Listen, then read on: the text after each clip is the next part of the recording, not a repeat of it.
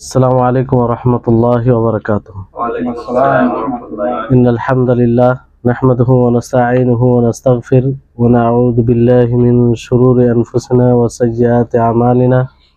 من يهده الله فلا مضل له ومن يضلله فلا هادي له، وأشهد أن لا إله إلا الله وحده لا شريك له، وأشهد أن محمدا عبده ورسوله. أما بعد، رب اشرح لي صدري ويسر لي أمري واحلل عقدة من لساني يفقهوا قولي. رب زدني علما رب زدني علما। সম্মানিত আজকের ক্লাসে উপস্থিত দিন প্রেমী ভাই সকল, সর্বপ্রকারের হামদ প্রশংসা আল্লাহ তাবারক ওয়া তাআলার জন্য, যিনি আমাদের সকলকে সুস্থ রেখেছেন এবং তিনি আমাদেরকে তার ইবাদত করার তৌফিক দিয়েছেন। তার ইবাদতকে বুঝার জন্য ক্লাসে এই ধরনের মজলিসে উপস্থিত হওয়ার তৌফিক দিয়েছেন, ফলে আমরা সকলে বলি আলহামদুলিল্লাহ। তারপরে আমাদের সকলের প্রাণ প্রিয় নবী করিম মুহাম্মদ মুস্তাফা সাল্লাল্লাহু আলাইহি ওয়াসাল্লাম, ওনার উপর অসংখ্য শান্তি ধারা বর্ষিত হোক। যিনি নিজের জীবনে যা কিছু বলে গিয়েছেন সেটাকে পালন করতে গেলে আমরা সফলতা পাব, সেটা নিশ্চিত। তো তার উপরে আমরা সকলে দুরূদ পাঠ করি, আল্লাহুম্মা সাল্লি আলাইহি আল্লাহুম্মা বারিক আলাইহি। আপনারা জানেন যে বৃহস্পতিবার কখনো আপনার ওই সালাত নিয়ে আলোচনা হয়, আবার কখনো হাদিস নিয়ে। আজকে হাদিস নিয়ে, ছোট্ট একটি হাদিস নিয়ে আপনাদের আলোচনা হবে, যে হাদিসটি অতি ছোট্ট, কিন্তু আমরা যদি সেই হাদিসকে নিজের জীবনে বাস্তবায়ন করি তাহলে অনেক পার্থিব জীবনেও উপকৃত হব এবং আখিরাতের দিক দিয়েও আমরা লাভবান হব। তার আগে যে হাদিসটি আমরা পড়েছিলাম পূর্বের ক্লাসে, সেটা হচ্ছে যে দা মা ইয়ারিবুক ইলা মা লা ইয়ারিবুক, যে বিষয়টি সন্দেহে তোমাকে নিক্ষেপ করবে, সন্দেহতে ফেলে দিবে, সেটাকে প্রত্যাহার করো, এবং যেটা সন্দেহ না থাকবে যাতে সেটা করো। তো এখান থেকে একটা বিষয় যেটা বোঝা যায়, যেটা বলে দেওয়া একটু জরুরি মনে করছি, সেটা হচ্ছে যে যখনই কোনো জিনিস সন্দেহ দিবে সেটাকে ছেড়ে দেওয়া ওয়াজিব। সেটাকে ছেড়ে দেওয়া কি ওয়াজিব। আপনি জানছেন যে এটা সন্দেহযুক্ত আমল, হ্যাঁ, তো এটাকে ছেড়ে দিতে হবে, কিন্তু দুই অবস্থাতে তার কোনো ওটা গণ্যই হয় না।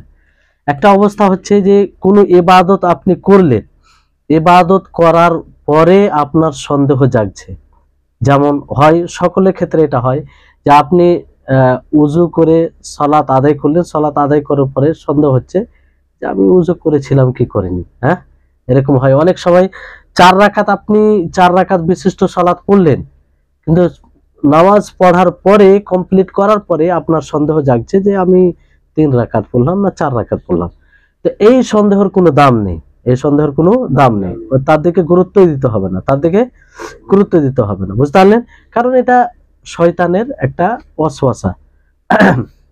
শয়তান এরকম করতে চায়, বিভ্রান্তি করতে চায়, আর শয়তান এই জায়গাতে আপনার খুব কল্যাণকামী হয়ে যাবে।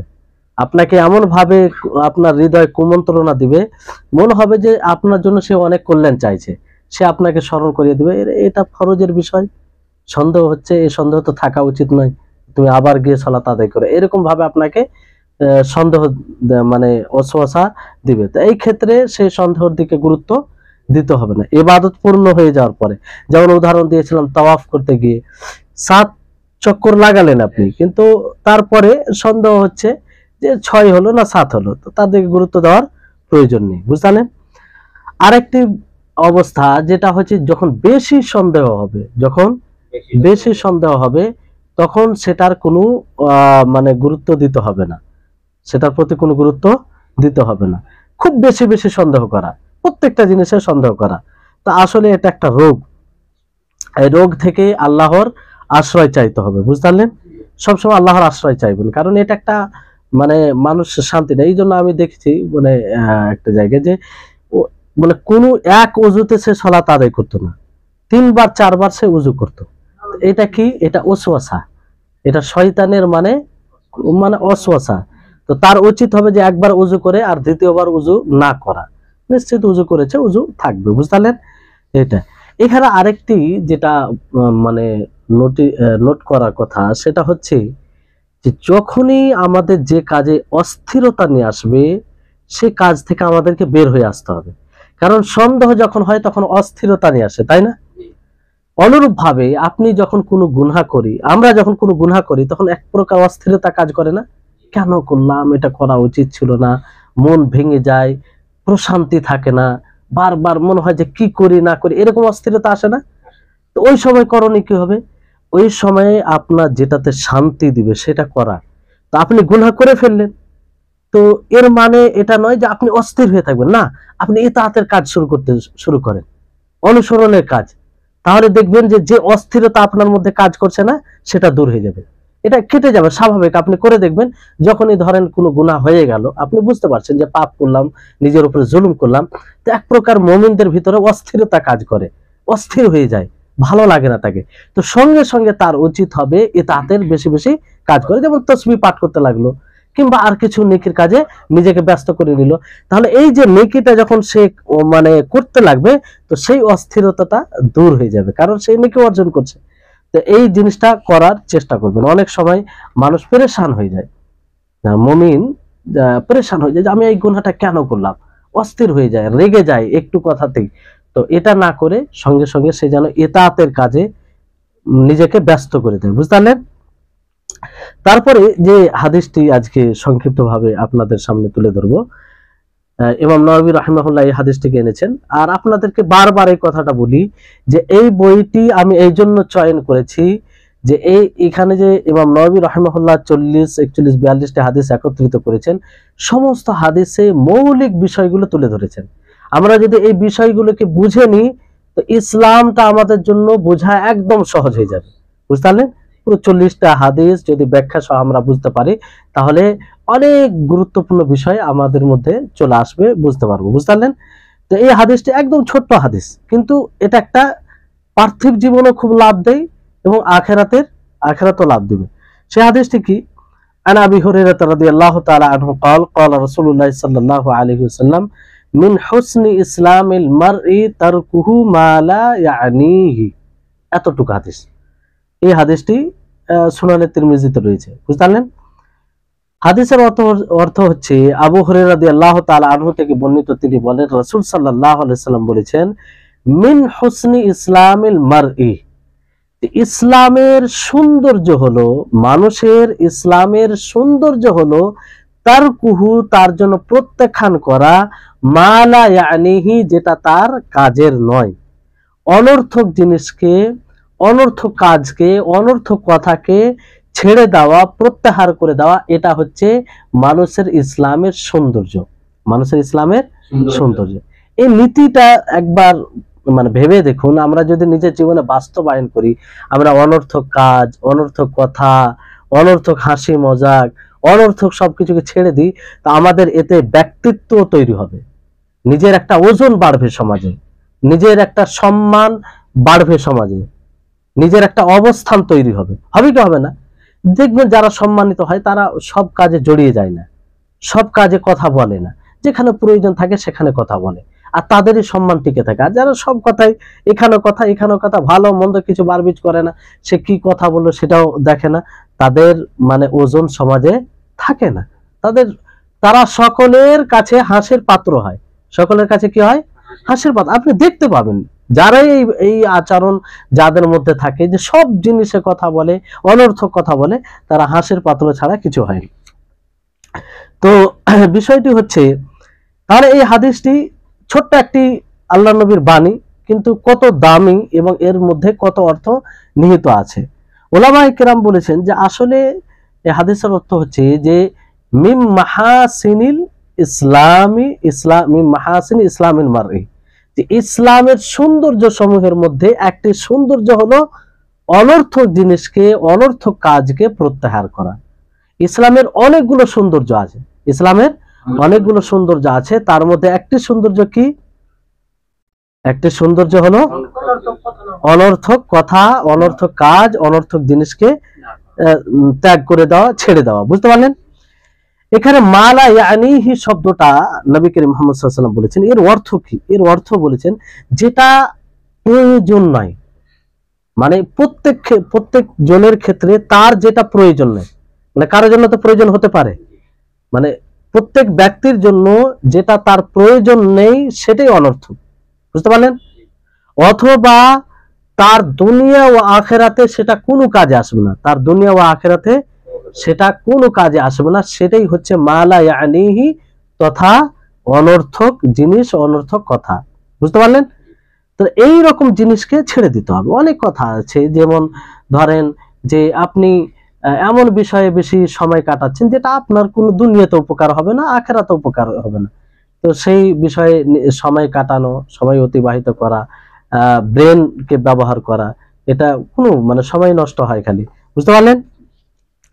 এই ধরনের আদেশ মানে ইসলামিল মারি হোসনি, আপনারা জানেন ইসলামের কয়টি স্তর আছে?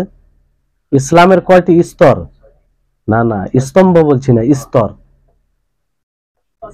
না না না, এটা তো স্তম্ভ। ইসলামের স্তম্ভ 5টি, ইমানের স্তম্ভ 6টি, কিন্তু ইসলামের স্তর 3টি। কটি? 3টি। এগুলো খুব গুরুত্বপূর্ণ। একটি হচ্ছে ইসলাম, দ্বিতীয় হচ্ছে ঈমান, তৃতীয় হচ্ছে ইহসান। ইহসান এটা সবচেয়ে উঁচু স্তর, যে একদম সব দিক দিয়ে পরিপক্ক হয়, পরিপূর্ণ হয়, তার মধ্যে ইহসান থাকে।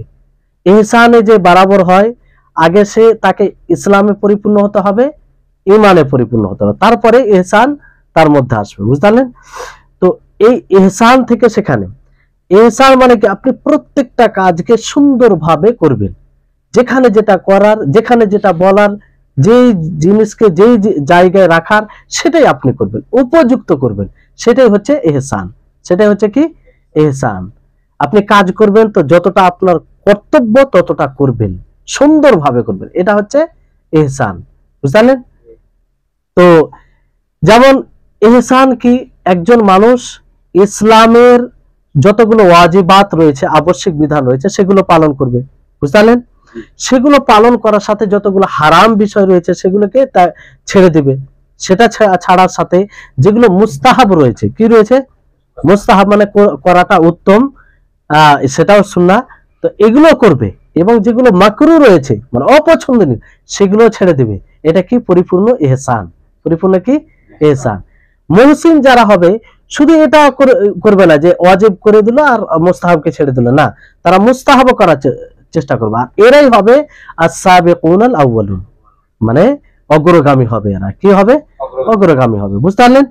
তাহলে এই ইহসান, এই অর্থে আরেকটি হাদিস আছে, আপনারা শুনেছেন, হয়তো পড়েছেন এর পূর্বে বইয়ে, যে আল্লাহ নবী বলেন, মান কানা ইউমিনু বিল্লাহি ওয়াল ইয়াউমিল আখির ফালিয়াকুল খাইরান আও লিয়াসমুত, যে আল্লাহ এবং আখিরাতের প্রতি বিশ্বাস রাখে সে যেন কথা বলে তো উত্তম কথা বলে, না হয় চুপ থাকে।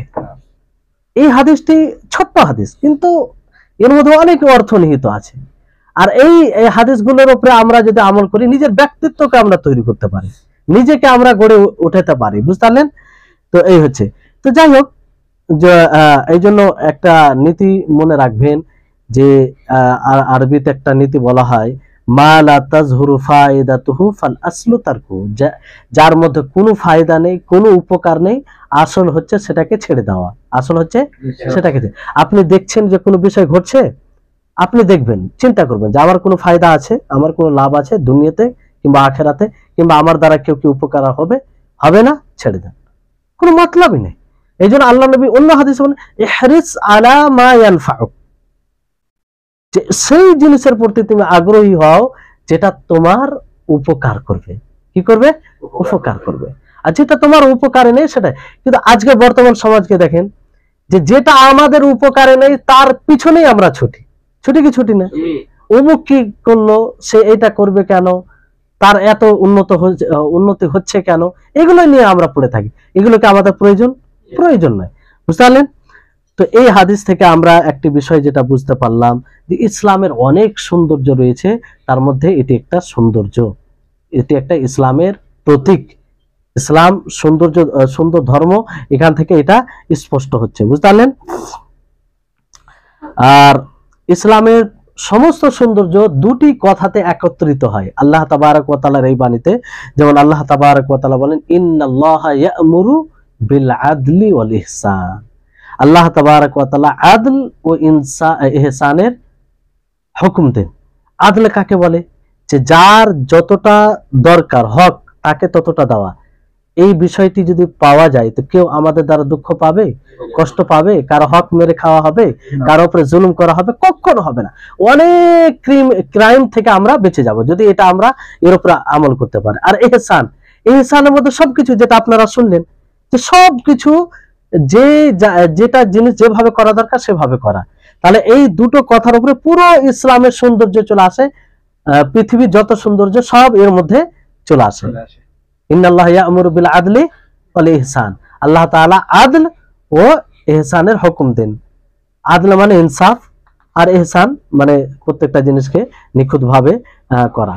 তারপরে দ্বিতীয় হচ্ছে যে সেই একই কথা, যে আমরা আমাদের প্রয়োজনে যেটাই বিষয় না থাকবে, যে কাজটা না থাকবে, যে কর্মটা না থাকবে, সেটার দিকে আমরা কোনো গুরুত্ব দিব না, সেটার দিকে আমরা কোনো গুরুত্ব দিব না। বুঝতে পারলেন? আর এখান থেকে আরেকটি বিষয় স্পষ্ট হচ্ছে, যে দেখবেন যে ব্যক্তি যত বেশি অনর্থক বিষয়ে সময় ব্যয় করবে, অনর্থক বিষয়ে নিজেকে জড়িয়ে রাখবে, তার ইসলাম কখনো সুন্দর হতে পারে না। তার ইসলাম কখনো সুন্দর হতে পারে না। আপনি দেখতে পারেন, ওয়ালাইকুম আসসালাম, বর্তমান সময়ে তার জীবনের দিকে যদি তাকান, তার জীবন যদি দেখেন যে সে অনর্থক বিষয়ে বেশি সময় কাটায়, বেশি জড়িয়ে রাখে নিজেকে, তো তার ইসলামও ভালো নয়, তার ইসলামও ভালো হবে না। এটা অসম্ভব। কারণ ইসলামের সৌন্দর্য হচ্ছে অনর্থক জিনিসকে ছেড়ে দেওয়া, অনর্থক কাজকে ছেড়ে দেওয়া, অনর্থক জিনিসের পিছনে না লাগা। এটা হচ্ছে ইসলামের সৌন্দর্য। এবার যদি কেউ নিজেকে এর পিছনে লাগিয়ে দেয়, তাহলে তার ইসলামও সুন্দর হবে না। মানে সেই ইসলামকে ওই রকম ভাবে বাস্তবায়ন করতে পারবে না। বুঝতে পারলেন? এটা। তারপরে এখানে আরেকটি বিষয়, যে ইসলামের যতগুলো বিষয় রয়েছে সবগুলোকে পালন করা, এটা একটা ভালো জিনিস। যেমন আমর বিল মারুফ ওয়ান নাহি আনিল মুনকার, ভালো কাজের আদেশ, অসৎ কাজ থেকে নিষেধ করা, এটা কোনো অনর্থক বিষয়ের মধ্যে আসে না। আপনার সামনে কেউ যদি খারাপ কাজ করে, শরীয়ত বিরোধী কাজ করে, মুনকার দেখেন, তা অবশ্যই আপনি বাধা দিবেন। সেখানে আপনি এটা ভাববেন না যে এটা লা ইয়ানি, মানে আপনার কোনো কাজের নয়, না। এই জিনিসগুলো খুব উপকারী। বুঝতে পারলেন? আপনি একবার হলেও কোনো সময় বলবেন যে ভাই এই কাজটা করছেন, এটা সঠিক নয়। আপনি একজনকে দেখছেন প্রতিদিন দেখছেন বিড়ি খাচ্ছেন, আর কোনোদিন আপনি বলছেন, আপনি অপছন্দ করেন, অথচ আপনি বলতে পারবেন, তাকে ভাষা দ্বারা আপনি বলতে পারবেন, তা আপনি কমসে কম বলবেন যে ভাই এই বিড়িটা খাচ্ছেন, এই সিগারেটটা খাচ্ছেন, এটা আপনার স্বাস্থ্যের জন্য ক্ষতিকর এবং আল্লাহ তাআলা এর দ্বারা অসন্তুষ্ট হবেন। তো একবার হলেও বলবেন, কারণ এই বলাটাই আপনার নাজাতের কারণ হতে পারে। এটাকে কখনো আপনি ছোট মনে করবেন না। তার কাছে, তার নিকটে আপনি খারাপ হয়ে যান, দুটি কথা শুনে নেন, এটার জন্য প্রস্তুত থাকেন, এটার জন্য নিজেকে অভ্যস্ত করুন। মানে এটার জন্য যখন নিজেকে অভ্যস্ত করে নেবেন আপনি, তখন এই কাজটা আপনার জন্য সহজ হয়ে যাবে। আমরা প্রায় অধিকাংশ মানুষ এই জন্যই পিছিয়ে যায় এই কাজ থেকে, অন্য কাউকে ভালো কাজ, ভালো আদেশ দেওয়া থেকে, অসৎ কাজ থেকে নিষেধ করা থেকে। কিসের জন্য পিছিয়ে যায়? কি জানি, বলতে যাব, গালি দিয়ে দিবে, দু চারটি কথা শুনিয়ে দিবে। এই যে মনোভাব, এই ভাবনাকে প্রাধান্য দিতে গিয়ে আর আমরা এইরকম একটা ভালো কাজ থেকে পিছিয়ে যাই। তো নিজেকে অভ্যস্ত করবেন, দুটি কথা বলুক আপনাকে, আপনার জন্য সে মুখ মানে টেढ़ा করুক, যাই করুক, অসন্তুষ্ট ভাব দেখাক, তাতে কোনো যেন আপনার যায় না আসে। আপনার মনের মধ্যে এটা যেন তৃপ্তি দেয় যে ভাইয়ের কল্যাণের স্বার্থে আমি তাকে সচেতন করলাম, আমি সতর্ক করলাম, এটা আল্লাহ তাআলা দেখছে, আমি আল্লাহর সন্তুষ্টির জন্য। বুঝতে পারলেন? তাহলে এই হচ্ছে বিষয়। তো এই একটি ছোট্ট হাদিস দেখেন, কত গুরুত্বপূর্ণ হাদিস। আর আগেই বলেছি আপনাদেরকে যে এইসব হাদিস আমল করলে শুধু যে আখিরাতে লাভ আছে তা নয়, দুনিয়াতে লাভ আছে। আপনার ব্যক্তিত্ব তৈরি হবে, আপনার সমাজে ওজন বাড়বে। আপনি আমল করে তো দেখুন, আপনি যখন সমস্ত অনর্থক জিনিস থেকে নিজেকে মানে দূরে রাখবেন, তো আপনার ওজন বাড়বে। আপনি যে কথাটা বলবেন, আপনার কথা প্রাধান্য দিবে মানুষ। তো নিজের ব্যক্তিত্ব তৈরি করার এগুলো একটা জাবতা, এগুলো একটা মানে একটা পদ্ধতি, যে এইগুলো পদ্ধতি অবলম্বন করে নিজেকে, নিজের ব্যক্তিত্বকে তৈরি করতে পারে। আর শরীয়তের নীতিমালা, শরীয়ত আল্লাহ তাআলা সন্তুষ্ট হবেন এটা তো জানেন। তা এই হচ্ছে আজকের সংক্ষিপ্ত দার্স।